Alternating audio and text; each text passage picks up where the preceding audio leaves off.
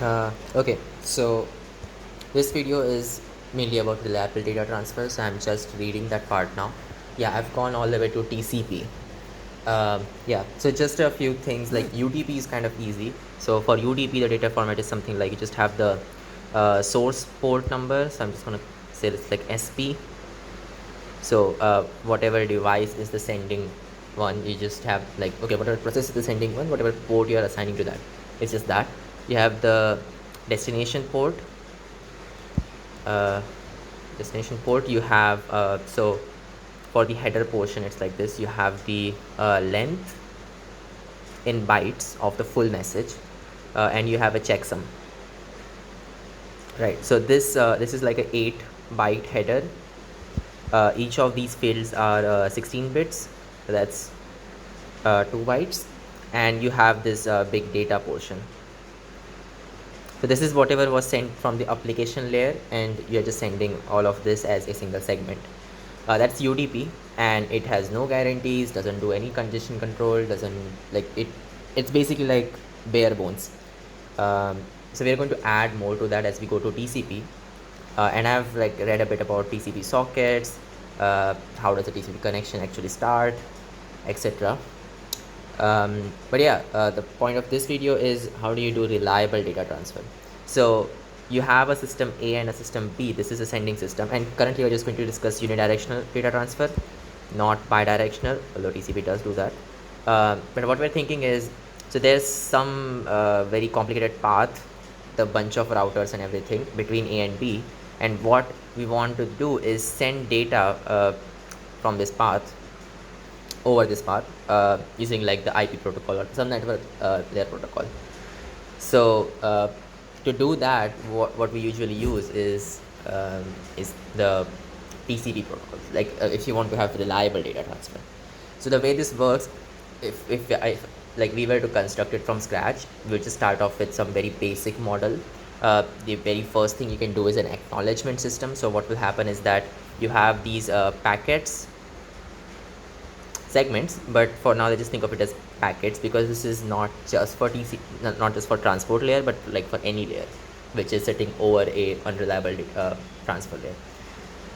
So you have these packets. What A will do is it will send this first packet to B, right? And then B will reply it back with an acknowledgement or an not acknowledgement. So it's either an ACK or a NAK. So ACK means acknowledged, NAK means not acknowledged. And here we are assuming that these packets can be corrupted, but the probability of them being lost is like extremely low. So we don't have to worry about that. So if you can do that, then what A will do is, okay, I've acknowledged it, so then this one is done, moving on to the next one, and so on. So if I had to draw some simple state machine for this thing, so initially the state that A is in, it will, so from the upper layer, the application layer, right, it will receive a an event which is saying send data. I'm giving you data, send it. So if it receives send data, or something like that, right? Or like I'll just call it RDT, reliable data transfer. You're given the data, right? From there it will go to a waiting state. So then it will wait for the acknowledgement. So if it gets the acknowledgement from B, it will move back. Otherwise it will just keep waiting. So that's going to happen when it's going to get a not acknowledged thing. And you could potentially add packet loss to this thing, and then think, okay, maybe not just have an NAK but also have a timeout, that in case it's just like not sending the acknowledgement for a long time, and that probably means that the packet has been lost or something. So you have to send a timeout, but then for that you need sequence numbers, because you could be sending multiple packets, and then those both packets arrive, and then you get 2 acknowledgements. But then yeah, so that's a whole bunch of messed up thing going on over here. So you have to go all the way to sequence numbers to even be able to have a timeout. But yeah, this is a kind of a simple thing, right? Except there's the issue that what if, so our network layer protocol, what it's ensuring is it's ensuring that the packets get delivered, but that they could be potentially corrupted, right? That's what this thing builds on top of, and says that, okay, now you can have reliable data transfer over this sort of a network layer, which provides you uh, no packet loss but corrupted packets sometimes. Now the question obviously you should ask is, okay, if you're saying that packets can be corrupted, can't these things also be corrupted, right? So for just for reference, this B things FSM, the receiver's FSM is going to be something like this. It's gonna start off at this state. It will be like, okay, if it receives some packet, so just RCV, PKT, I don't know. So the operating system has this thing that whenever it receives a packet, it automatically causes an event, like event-driven programming, whatever. So yeah, think of it as an interrupt. And so once it receives the packet, what B has to do is send a acknowledgement. So it just goes back to the same state because then it has to receive the other packet, right? So it just sends an acknowledgement or a not acknowledgement, depending on you know depending on if this was like corrupted or not corrupted. So if I had to draw it like this, then it's corrupted. In that case, we'll just send a not acknowledged. If it's not corrupted, right, so you've received the packet, that's the event, and you've found out that it's not corrupted. In that case, we'll just send an acknowledgement, right? That's what like the most basic thing can be. But then this has a fatal flaw that these things can themselves be corrupted. So if like you send a NAK, like P sends NAK, and that thing is corrupted, well, this guy never gets it. It's like, okay, I got some corrupted stuff. I don't even know what this is. Just remove it. But then this thing is waiting. It's never going to send anything more. So it's as if the communication is halted, right? So to remedy that, what was I going to say? Yeah, but wow, I really forgot what I was going to say.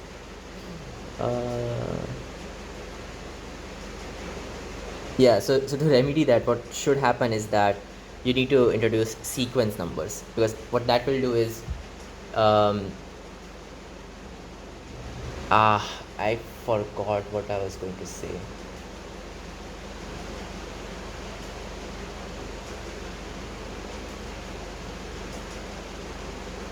Yeah, you do have to introduce sequence numbers. That's the only way, isn't it? True.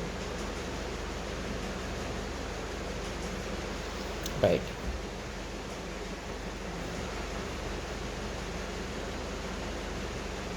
Yeah, okay. I don't really remember what exactly is the solution to this particular issue of NAC or ACK being corrupted.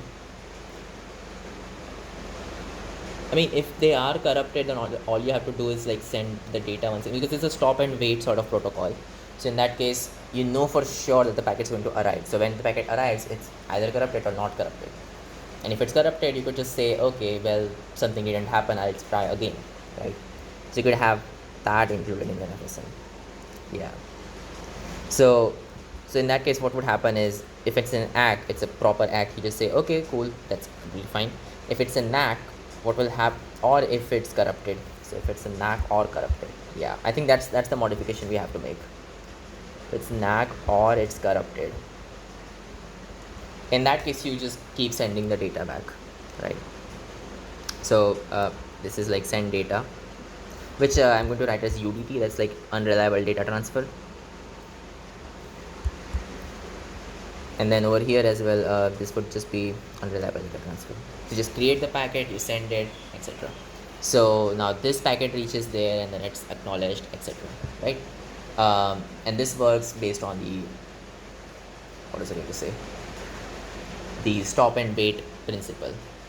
Yeah, that is to say that whenever you send something, it's like the next person's turn. And what happens to this thing? Well, it's going to be doing the same thing, that once it like receives the packet, it's okay, I've received it, I'm going to send it an acknowledgement, so on. Now the question that the problem that this causes is duplication of packets, because what happens if you already sent a packet in this arrow, right? Then this guy sent you an acknowledgement, but then the acknowledgement got corrupted along the way, and now it's corrupt. So what can you do? Well, you're going to send it back, but this has no memory. It has no memory that the packet that you are currently sending is actually the same as what it processed earlier. So to remedy that, you need to have sequence numbers. Yeah, now we come to sequence numbers. Um, so what's going to happen is you just start off at something, just start off at some state, and let's assume this is a state with sequence number 0. Right? And by the way, states do not have sequence numbers, it's packets which have sequence numbers. But for now, for this term down thing, we'll just think of it like that. So this is like a sending state, and it has sequence number 0. Right? Now whenever you receive the send data, what is it called, the event, right? So basically reliable data transfer, this is an event. Yeah, so what you'll do is, okay, you got this packet, I'll sequence it as number 0 and then I'll send that. So now you are in a waiting state, and you are waiting for the packet that you just sent, which is having sequence number 0. So your acknowledgement will be for that packet. So this is also going to be like just unreliable data transfer, but with sequence 0, right? Sequence number 0. Okay, now when you get the acknowledgement, you just move on. So far we're not including the sequence number in the acknowledgement, and we'll include that in a bit, and you'll see why. Now that you have got this, you have to move to the next packet. So you just be like, okay, now I'm going to send stuff with sequence number 1, and yeah, just the same thing over here. You'll just be like unreliable data transfer with sequence number 1, and you just do reliable data transfer here, etc, etc. Yeah, and here you have a waiting state with sequence number 1. Cool. And once again, when you get an acknowledgement, this happens. Now what happens when you get a not acknowledged or a corrupted feedback? So you're in the waiting state, and you get a not acknowledged, or you get some corruption. You have to once again go to the same waiting state. But what will happen is that you'll actually once again send the data, the data with the sequence number 0. Same over here, that when you're in the waiting state, you just do this thing. If it's not acknowledged or corrupted, we'll just send UDT1. Okay, that's the sender's FSM. What about the receiver? What does that guy do? So you start at some state, and yeah, this is actually waiting for the data. So it's going to send the acknowledgement once it gets it. But it's also waiting for the data that starts with sequence number 0. So it's at the 0 state. Yeah. Now, when it receives the packet, and that was really bad. And what should happen is that it should have sequence number 0. And okay, this isn't like actual Boolean logic, it's just an informal way of saying. And what should happen is, well, this shouldn't be corrupted, of course, because if it's like corrupted, then yeah. We didn't actually think about that, did we? Yeah, we did. It's and corrupted and not corrupted and all that. So yeah, if it's not corrupted, that's like the correct thing, right? That this should happen ideally. In that case, it will move to the state 1, where it will like waiting for a packet in sequence number 1. And of course, it has to send something back, so it will send an acknowledgement back, right? Over here as well, it will just send the acknowledgement back. It will be pretty much the same thing. It is just receiving the packet, and it's sequence number 1, and it's not corrupted. In that case, it will send an acknowledgement. Cool. Now, in any other circumstance, that is, if the packet is corrupted, or if the sequence number is something else, in those situations it will do something else. Well, if it's corrupted, it's going to send a not acknowledged, right? So if it's like corrupt, it gets something corrupt, it will just be sending a not acknowledged, right? If it happens to be something which is not the correct, so the expected sequence numbers, so what that means is like whatever acknowledgement it sent previously didn't reach, or it got corrupted, in that scenario it will just send the acknowledgement again, because this guy has sent the data again, right? So if it's sequence number 0, it will once again just send the acknowledgement, but it won't actually do anything with the data because it's already like processed at this point. So that removes the duplication that we were facing earlier. Over here as well, if it's like corrupt, in that case you just send a not acknowledged, and if it's 0, you send an acknowledged. So not 0, it's the other sequence number 1. Okay, cool. So this is like a very basic like thing that we can do. Am I missing any scenarios over here? This is not acknowledged or corrupt, utility, etc. Oh yeah, so what happens if you're in the waiting state with 1, but then you get the acknowledgement for 0? Okay, you can't get acknowledgement for 0 because there's no such thing as a 0 acknowledged, right? You either get an ACK or you get an ACK. That's all you're gonna get. So there's only two things that could happen potentially. Yeah. True.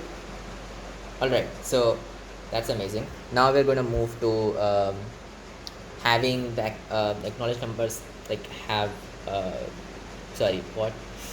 The acknowledgements themselves having 0 or 1, and that's going to start a new paradigm where you are actually going to have multiple sequence numbers and not just 0 and 1, right? So I'm just going to copy this whole thing, and you're going to see that it's going to be exactly the same.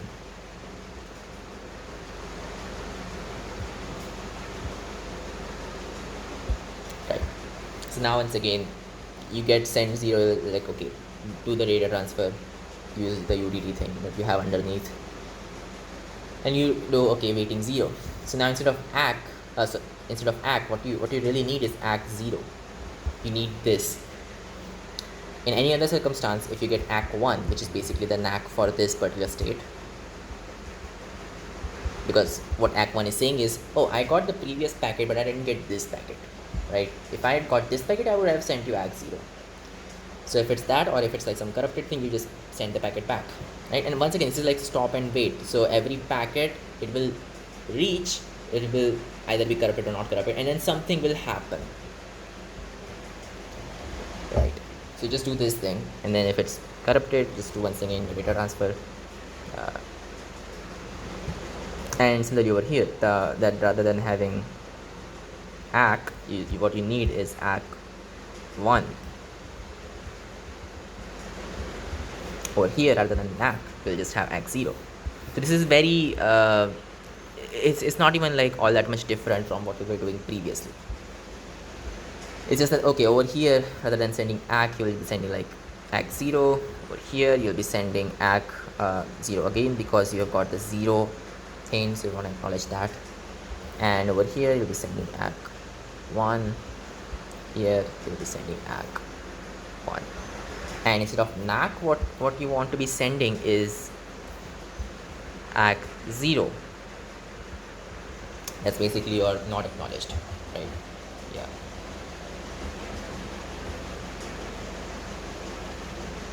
True.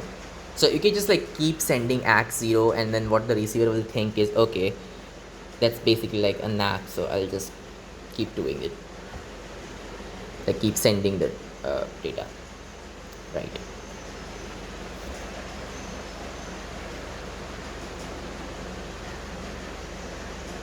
Yeah, I guess that's probably good. Yeah, this seems fine. Okay, over here as well, instead of NAC, you just need to have ACK 1. And by the way, I'm not reading from any book while doing all of this, so this is going to be extremely wrong probably. So just for guarantees, I'm going to see what it is in the book. Just 2 minutes.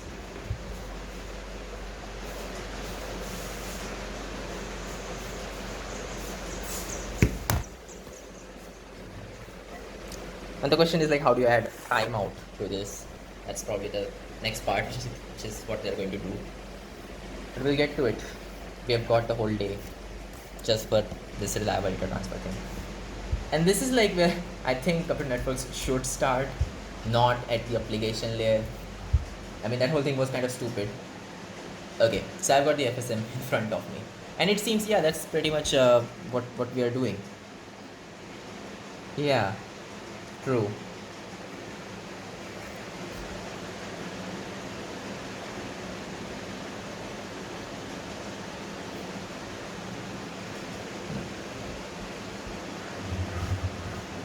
Yep, it seems we are doing the correct thing. Of course, there's a lot more details in the FSM that they're doing, as in how do you construct the packet, or so they like they have this pseudo code that is saying make packet 0 data checksum, basically like all the fields that you would really need to make the packet. But if we're just thinking about what's happening in a like in a sequencing way, then we shouldn't really care so much about all these tiny details. Okay, so that's it's RDD 2.2 in the book. So it's, what is this thing? Yeah, it's basically this thing, the Act 0, Act 1 thing that I just did. And I guess the receiver is also the same. It's exactly the same as what I, okay, not exactly, slight differences. So in case of corruption, it's doing, okay, so in case of corruption, it's sending a Act 0. What the? Oh yeah, you're not supposed to be sending Act 1. You're supposed to send Act 0 because it's a corrupt thing. So it's basically a knack that you should send. Over here as well, when you get a corruption, you're not supposed to send Act 0, it's Act 1. That's more like it. So basically you could combine both these conditions as just, in case of sequence number being 1 or it being a corrupted thing, you just send Act 1. Yeah. It's like when you get corrupted, it's just not progressing forward, but something has happened, so you have to acknowledge that, okay, I've got till 1, now tell me. It's like a pardon of sorts. Yeah. Right, so duplicate data packets, this thing removes that whole issue of just being the receiver center just like sending packets. If it doesn't get the acknowledgement, that's a bad idea. You have to handle the duplicate packets. Right, now we can add a timeout, and that's the next FSM. So and now I am reading from the book. So what they're saying is, when you're in the waiting state, the sender, when you're in the waiting state, if you get a timeout, just send the packet back, right? Just send it like 2 times, and this is going to be okay, because what the receiver is doing is it's already expecting duplication of packets. It's already expecting that, okay, if my packet gets corrupted, I'll just basically get a duplicate packet. So it doesn't matter if it's a corruption of packet or a loss of packet, because even if it's like a lost packet and you have a timeout setup, it's as if it just got corrupted. So for the receiver, nothing has really changed. But for the sender, the slide changed, because now instead of just like acting on corruption, you're also acting on like it took too long, so I'm just going to send the packet again. Yeah, and that's completely fine, because it's it's as if that you just got like a corrupted packet. That's all that we're doing. So the packet being corrupted versus it being lost is more or less the same over here. So this is still stop and wait, by the way. This isn't using pipelining or anything like that. Yeah. So all you have to add is Act 1 or corrupt or timeout.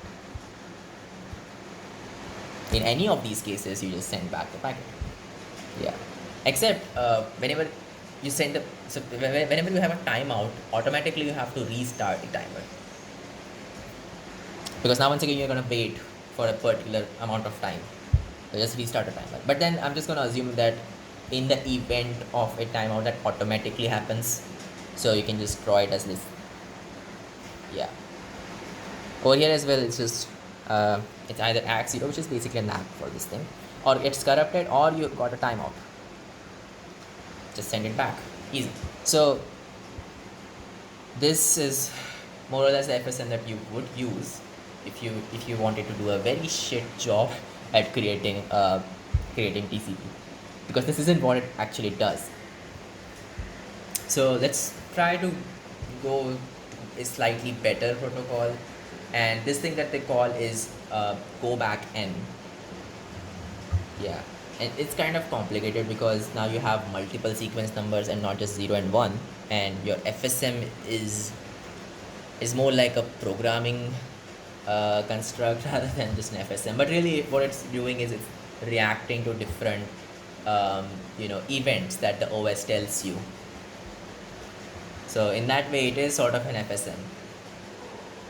It's just the event that you're supposed to do after you get a signal is so complicated that it can't be thought of as a single line of code like we are doing right now. Yeah, just so you know, this isn't some um, like this isn't some actual operation that would happen in your computer. This is probably like multiple lines of code.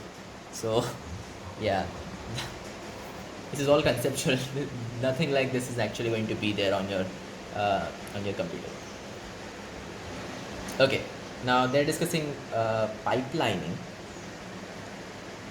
Yeah. So the way stop and wait works is that you like send a packet, and then this packet gets acknowledged. So this acknowledgement comes over here. Then so this is the sender side. This is the receiver side. And then it just like keeps on going. And then if there's a corruption over there, okay, this is actually a packet loss, but let's just assume it's like some corruption. I'm just gonna write it as a squiggly line. But there's some corruption over here. Then this is like not acknowledged, so it just sends that back, and once again just keep doing this, right? And this is, and what happens if there's a packet loss over here? This is just not reaching, so it's gonna wait. How much is it gonna wait? It's gonna wait the round trip time, right? So this time is called the round trip time. It's gonna wait exactly that amount or more than that, depending on your implementation. Maybe let's just say it's more than that, right? And then it's gonna send the same thing back, so whatever is sent over here, and this keeps on going. Yeah, and similarly over here, if this packet is lost, it will be like it's gonna wait a round trip time and then say, okay, I didn't get it, not acknowledged, or acknowledged with the previous sequence number, and so on. Yeah.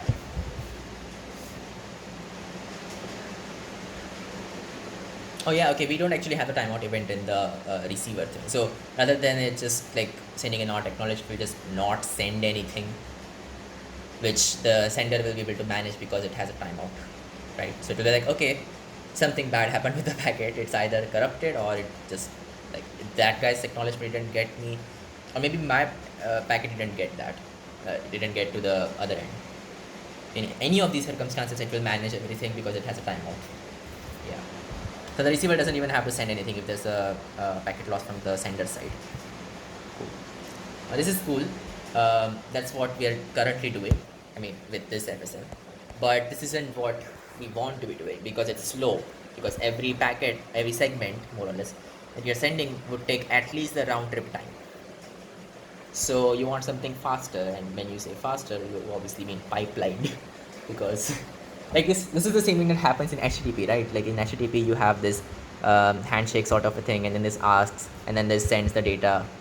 So you could just like once you have the handshake done, you just like ask multiple times, and then for each of this, it's gonna like send data, something like that. Yeah. Okay. So for a pipelined um, transmission, what would happen is you have the sender over here, and you have the receiver. Now the sender is sent like it's okay. It's gonna send some packet. Right, this is packet 0, and this is like going to be received, sure. But before that, it's also gonna send some other packet. So this is like packet 0, packet 1, packet 2, so on. And this guy's gonna send the acknowledgement for that. It's like, okay, I've received the 0th packet. I'll send you 0. And I receive the first packet, I'll acknowledge. So I'm just gonna write this A0, A1, this acknowledgement. And this is like, okay, A2. Now the thing is, once it gets A0, so this is going to depend on the window size. There's no concept of like sequencing every single packet. Like that's an infinite sequence, because you could have a potentially infinite number of packets.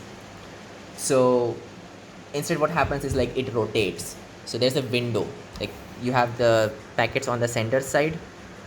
There's going to be this window that, okay, I'll just have like 4 of these guys in the current window. So I've already like sent this, I've sent this, I'm about to send this, etc. Or okay, I've sent all of this. Like this got acknowledged as well, this didn't get acknowledged, this got acknowledged. So whenever this will like get acknowledged, I can just move this to the next window, or since this is actually also acknowledged and this is acknowledged, I'll move it all the way to this. And if it happens that it's a timeout event, that okay, none of like this packet, it just couldn't be acknowledged, in that case I have to send it back. That's all. Right, just this packet, in fact, not like the full thing. Okay, I think I've skipped a few stages because this isn't what go backend does. Yeah, the go backend thing actually just like discards the discards the acknowledgement if it's not for this thing. Yeah, it's very linear. It doesn't handle this unordered the reception of acknowledgements. Right. So just to explain what's going on. Like actually, you know what? We'll actually read through what they're saying rather than just relying on what I read through before.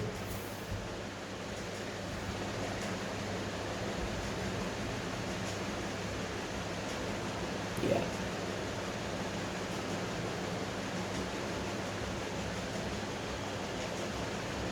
Mhm. Right. It's just like explaining the like how does pipelining help. That's what they're doing for I don't know 3 paragraphs. This book is kind of slow. Not going to lie. And now they're finally starting at go back n. Yeah. So it's basically the same as what I was saying.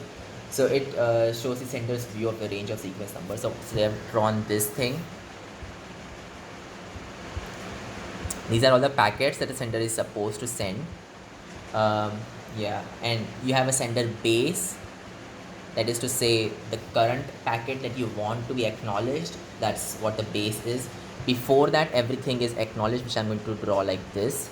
And you're saying, okay, so from the base all the way till the window size.